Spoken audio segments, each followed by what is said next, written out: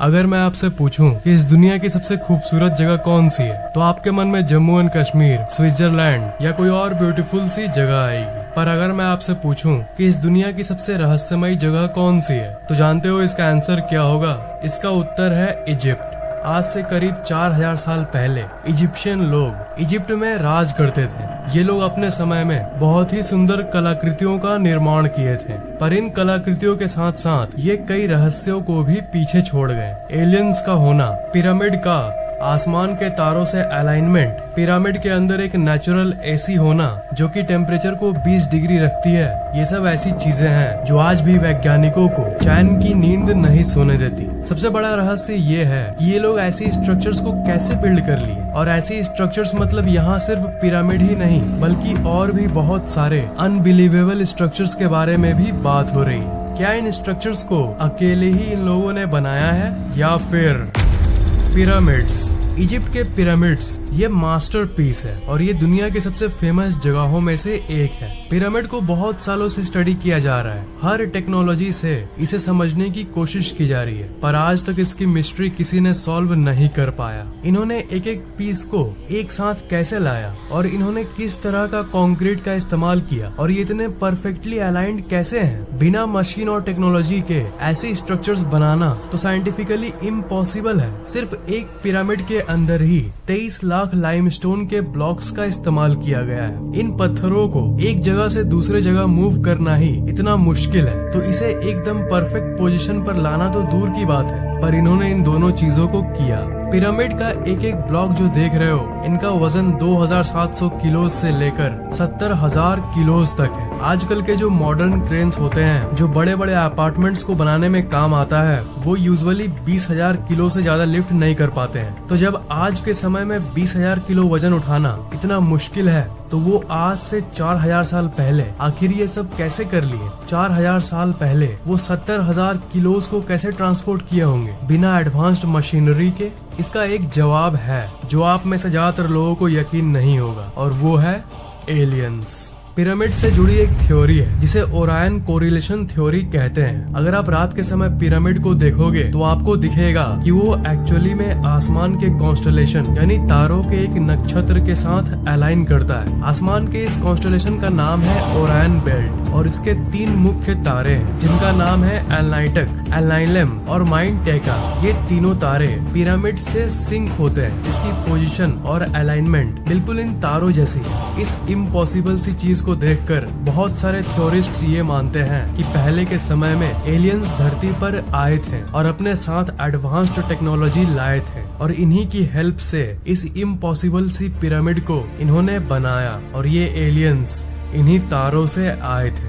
Pyramid को aliens ने बनाया या इंसान ने, ये बात तो कोई नहीं जानता, पर एक बात तो श्योर है कि पिरामिड्स और दूर तारों की दुनिया का आपस में कुछ न कुछ कनेक्शन जरूर है। कुछ थ्योरिस्ट्स ये कहते हैं, जो कि मैंने आपको अभी बताया, कि ये एलियंस उन्हीं 3 तारों में रहते थे और ये पिरामिड लोगों ने इनके साथ अपने कनेक्शन को दिखाने के लिए बनाया था। तभी रात के समय ऐसी परफेक्ट अलाइनमेंट होती है। टनल्स इन पिरामिड्स। पिरामिड्स हर एंगल से रहस्यों से भरी हुई है, और इनके अंदर के टनल्स उनमें से सबसे बड़ा रहस्य है। पिरामिड में जगह जगह पर टनल्स बने हुए हैं, और पहले लोग कॉमन सेंस का यूज करके ये सोचते थे कि ये वेंटिलेशन के लिए बनाया गया होगा ताकि अंदर हवा घुस सके, पर इस बात को डिसमिस कर दिया गया, गलत साबित कर दिया गया जब एक रोबोट इसके अंदर भेजा गया। रोबोट्स ने कैमरा से ये देखा कि ये तो असल में बंद है, और हर टनल के अंत में एक बंद दरवाजा जैसा कुछ बना हुआ है। तो ये आखिर वेंटिलेशन के लिए कैसे बन सकता है? पिरामिड के अगर सारे चैम्बर्स की बात करें तो इसके अंदर टोटल 3 डिस्कवर्ड चैम्बर्स हैं। ये जो आप देख रहे हो ये है बेस चैम्बर,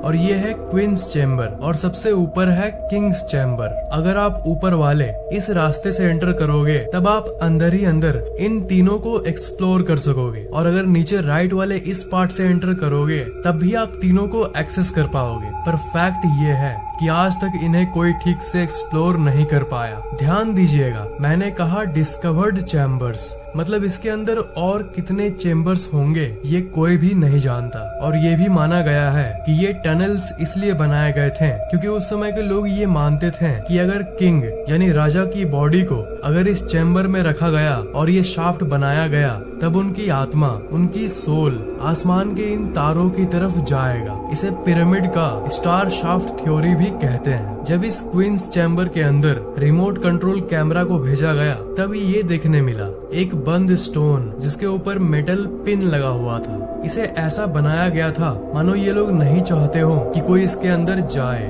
और इसके डिस्कवरी के बाद ऐसी बहुत सारी थ्योरीज सामने आई जो ये कहती है कि इसके अंदर और एक अनडिस्कवर्ड चैम्बर मौजूद है। पर एक नए एडवांस्ड टूल के जरिए इस बंद दरवाजे को ड्रिल करके इसके अंदर एक छोटा सा कैमरा को भेजा गया। तो उस कैमरे ने इस फोटो को खींचा और इसके अंदर जाने के पहले ही वो कैमरा एक रहस्यमयी तरीके से खराब हो गया और इसके आगे की एक्सप्लोरेशन अधूरी रह गई। और उसके बाद से वहाँ की गवर्नमेंट फिर कभी किसी को अलाउ नहीं की इस पिरामिड को एक्सप्लोर करने के लिए। पर पॉसिबिलिटी अभी भी है कि इसके अंदर और भी ऐसे कई टनल्स हैं जो अभी तक डिस्कवर नहीं किए गए। वो पिरामिड्स क्यों बनाए गए, कोई एक्सप्लेनेशन न होने के चलते आज तक तो यही माना गया है कि ये पिरामिड्स उस समय के राजा और रानियों के कब्र के पर्पस के लिए बनाया गया था। वो राजा रानियों का कब्र था। मम्मी के बारे में तो कभी न कभी आपने जरूर सुना होगा। तो जो लोग राजा रानी के कब्र वाली बात को मानते हैं, वो लोग ये कहते हैं कि उस समय के राजा रानियों के शरीर को ममीफिकेशन के प्रोसेस के जरिए बॉडी को मम्मी बनाकर उसे कब्र में रखा जाता था। मरे हुए बॉडी को लाइनेन नाम के एक फैब्रिक में बांधकर कब्र में रख दिया जाता था। पर अजीब बात यह है कि अगर आप पूछो कि आज तक कितने बॉडीज, कितने मम्मी पिरामिड में मिले हैं, तो इसका आंसर है 0। जी हाँ, आज तक एक भी मम्मी पिरामिड में नहीं मिला। पिरामिड को अभी तक पूरी तरह से एक्सप्लोर नहीं किया गया है, पर जितना एक्सप्लोर हो चुका है उसकी बात करें तो सारे टॉम्ब बिल्कुल खाली थे और उसके ऊपर कोई टेक्स्ट भी नहीं लिखा हुआ था, जो कि जनरली उस समय के बाकी जगह पर टॉम्ब्स पर लिखा जाता था। क्वींस चैम्बर में न क्वीन का मम्मी पाया गया और किंग्स चैम्बर में न किंग का मम्मी पाया गया। तो इस सब को देखकर थ्योरिस्ट्स ये कंक्लूजन निकालते हैं कि पिरामिड शायद इसके लिए नहीं बनाया गया था। मे बी ये किसी और कारण के लिए बनाया गया होगा। और इसी सब के चलते ज्यादातर विचारक ये मानते हैं कि ये किसी एलियन के वजह और उनके पर्पस के लिए बनाया गया था और शायद ये एक तरह का पावर प्लांट था। पिरामिड इतने परफेक्ट कैसे हैं? क्या आपको पता है कि इस पूरी दुनिया की मैप को अगर आप लो और अगर सेंटर का पता लगाओ तो सेंटर कौन सा होगा? अमेजिंगली इस पूरी धरती का जियोग्राफिकल सेंटर वही जगह है जहाँ पर ये पिरामिड्स हैं। हाँ श्योर, ये कंप्लीट कोइंसिडेंस यानी इत्तेफाक भी हो सकता है, पर ये मत भूलिए कि ये पिरामिड्स उस समय बनाए गए थे जब इंसानों को धरती के बारे में कुछ नहीं पता था। उस समय तो ये भी डिस्कवरी नहीं हुई थी कि धरती गोल है। जैसा कि आपको पता ही होगा, पहले के लोग ये मानते थे कि अर्थ फ्लैट है। तब उस समय ये लोग आखिर अर्थ के सेंटर को कैसे ढूंढ लिए? और एक चौंका देने वाली बात ये है कि इस पिरामिड का एक पार्ट एकदम नॉर्थ पोल के अलाइनमेंट में है। अगर इसके सेंटर से एक एरो निकाले तो वो सीधा नॉर्थ पोल पर जाके मिलेगी। बस कुछ किलोमीटर का सिर्फ थोड़ा सा ही फर्क है। पर आपको ये जान के हैरानी होगी कि आज से 4000 साल पहले लैंड मास जो था उसकी पोजीशन एक्चुअली थोड़ी सी चेंज हो गई है और टेक्टोनिक प्लेट्स हिल गए हैं। इसलिए जो थोड़ी सी फर्क है वो भी सालों के धरती की स्ट्रक्चर बदलने के चलते हुई है, जो कि नेचुरली होते रहती है। नहीं तो उस समय 4000 साल पहले ये परफेक्टली अलाइंड था नॉर्थ पोल के तरफ। पिरामिड स्टोन्स, आपको क्या पता है कि जिन पत्थरों से पिरामिड बनाया गया था वो किसी आम पत्थर से लाखों गुना ज्यादा मजबूत है। और साइंटिस्ट्स इस पत्थर को बहुत एनालाइज किए हैं। और क्या आपको यकीन होगा कि साइंटिस्ट्स को आज तक नहीं पता चला कि एग्जैक्टली ये है क्या? ये लाइमस्टोन की तरह है, पर लाइमस्टोन है नहीं। साइंटिस्ट्स ऐसे पत्थर धरती पर और कहीं भी नहीं पाए। पिरामिड कंस्ट्रक्शन टेक्नोलॉजी, पिरामिड की कंस्ट्रक्शन की और सबसे अजीब बात ये है कि इन्हें बनाते समय ball and socket construction type का इस्तेमाल किया गया था। बॉल एंड सॉकेट एक ऐसा मेथड है जो कि हीट एक्सपेंशन झेल सकता है, यानी गर्मी के चलते जब पत्थर थोड़ा बड़ा हो जाता है उसे भी ये झेल लेता है। और ये ball and socket construction type actually में अर्थक्वेक यानी भूकंप को भी झेल सकता है। सोचिए, शॉक प्रूफ टेक्नोलॉजी, वो भी 4000 साल पहले। Natural air conditioner inside pyramid. Egyptian desert जो है, जो कि पिरामिड के करीब है, वो बहुत ही ज्यादा गर्म इलाका है और गर्म हवाएं वहाँ चलती रहती है। पर इन सब के बावजूद भी उस समय पिरामिड को ऐसे बनाया गया था, एक ऐसे रहस्यमय तरीके से बनाया गया था कि चाहे बाहर की टेम्परेचर कितनी भी हो, पिरामिड के अंदर की टेम्परेचर कॉन्स्टेंटली 20 डिग्री सेल्सियस रहती है, जो कि धरती की सबसे कंफर्टेबल और एवरेज टेम्परेचर है। इसे आप 4000 साल पहले की नेचुरल एसी यानी एयर कंडीशनर भी कह सकते हो। तो क्या ये सब facts, natural AC, earthquake resistant buildings, Orion star alignment, north pole direction without compass, क्या ये सब महज इत्तेफाक है या फिर सच में इसके पीछे किसी इंटेलिजेंट प्राणियों का हाथ है, जिन्हें इतना नॉलेज था इस दुनिया के बारे में जितना हमें आज भी नहीं है? थ्योरिस्ट्स का ये मानना है कि ये नॉलेज उन इजिप्शियन लोगों को एलियंस ने ही दिया था। Alien drawings in Egypt. Egypt में जितने भी घूमने वाली जगहें हैं, उन सब में आपको ऐसे ऐसे ड्राइंग्स मिलेंगे। इस ड्राइंग के अंदर आपको कुछ दिख रहा है? जी हाँ, ऐसा लग रहा है कि ये कोई एरोप्लेन का ड्राइंग है। और कई जगहों पर तो लिटरली ऐसे ऐसे कार्विंग्स बने हुए हैं जिसमें आपको ऐसे क्रीचर्स देखने को मिलते हैं जिनकी बड़ी आंखें हैं, बड़े सर हैं और हाइट छोटी है, बिल्कुल एक मॉडर्न एलियन डिपिक्शन की तरह। इस कार्विंग को देखो, इसे देखकर आपको किसी की याद आती है? ये एक्चुअली एक मॉडर्न एलियन स्पेसशिप की डिपिक्शन है। इसलिए कुछ लोग ये भी मानते हैं कि इन पिरामिड्स को सोलली अकेले ही एलियंस ने ही बनाया था और इसमें इंसान का कोई हाथ नहीं था। ये थ्योरी कितनी सच है इसका अंदाजा तो एक्यूरेटली कोई नहीं लगा सकता। पिरामिड और तारों का जो सिंक की बात की हमने, उसको और गहराई से देखें तो ये पता चलता है कि बिना एरियल व्यू के, यानी बिना ऊपर से देखे, ऐसी परफेक्टली अलाइंड स्ट्रक्चर्स नहीं बनाया जा सकता। सिर्फ ऊपर से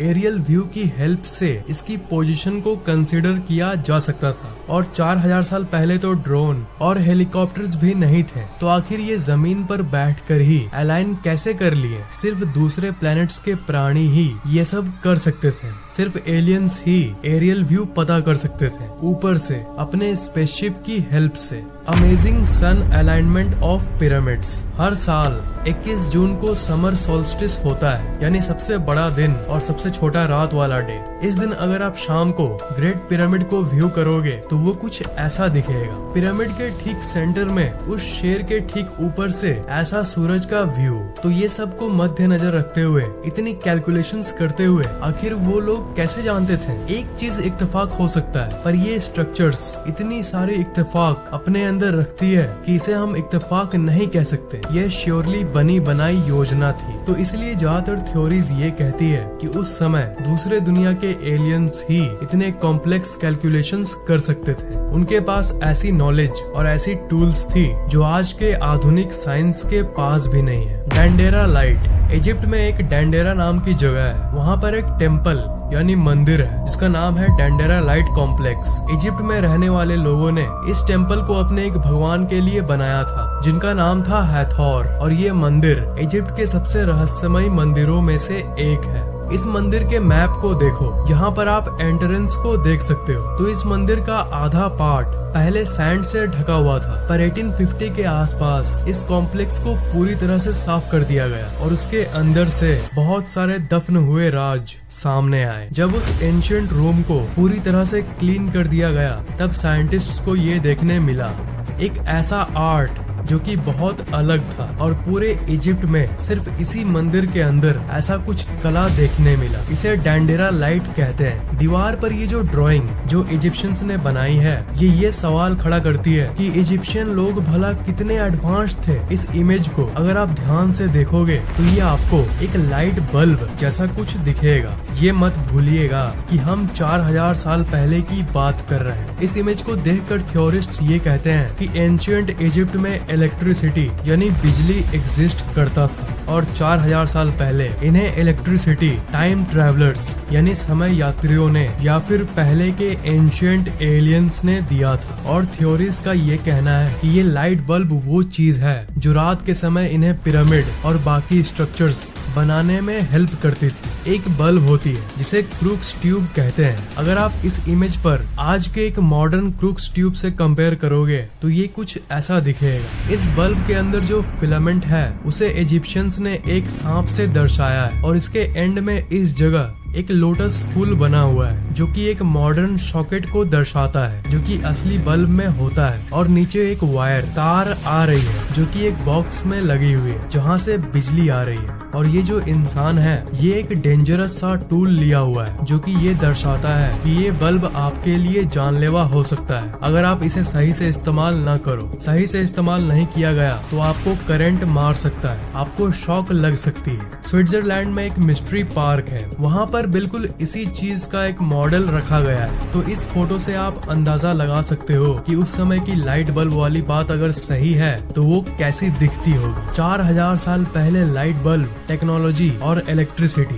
it's really shocking. The great sphinx pyramid के बारे में आपने स्कूल में जरूर पढ़ा होगा या उसकी फोटो को एक न एक बार जरूर देखा होगा। तब ज्यादातर पिरामिड के पिक्चर्स में आप इसको जरूर देखते होंगे। इसे द ग्रेट स्फिनिक्स कहते हैं। ये एक ऐसा स्ट्रक्चर है जिसका चेहरा तो इंसान का है पर शरीर इंसान का नहीं है, किसी तरह का एलियन म्यूटेंट क्रिएचर जैसा। ये सिर्फ पिरामिड रीजन का ही नहीं बल्कि पूरे इजिप्ट का सबसे रहस्यमय स्ट्रक्चर है। इतने मॉडर्न रिसर्च के बाद भी आज तक कोई नहीं जानता कि ये एग्जैक्टली किस लिए बनाया गया था। ये इतिहास की सबसे बड़ी स्टैचूज में से एक है। अगर इसकी लंबाई की बात करें तो ये 73.5 मीटर लंबा है और इसकी ऊपर की हाइट है 20 मीटर। और आपको यकीन नहीं होगा कि ये पार्ट पार्ट करके नहीं बनाया गया, ये एक ही बड़े लाइमस्टोन के पीस को लेकर उसे इस शेप में डाला गया है। इसलिए इसे दुनिया की सबसे लार्जेस्ट सिंगल स्टोन स्टैचूज के लिस्ट में रखा गया है। हजारों सालों से ये स्टैचू सैंड के नीचे ढका हुआ था पर साल 1900 के बाद इसके ऊपर की सैंड को हटा दिया गया और तब इस दुनिया के सामने पहली बार इसकी पूरी स्ट्रक्चर सामने आई। थ्योरिस्ट का ये मानना है कि ये एक सुंदर सा स्टैचू हुआ करता था पर हजारों सालों के अंदर इसमें बहुत चेंजेस यानी बदलाव आ गए हैं। थ्योरीज के हिसाब से आज से 4000 साल पहले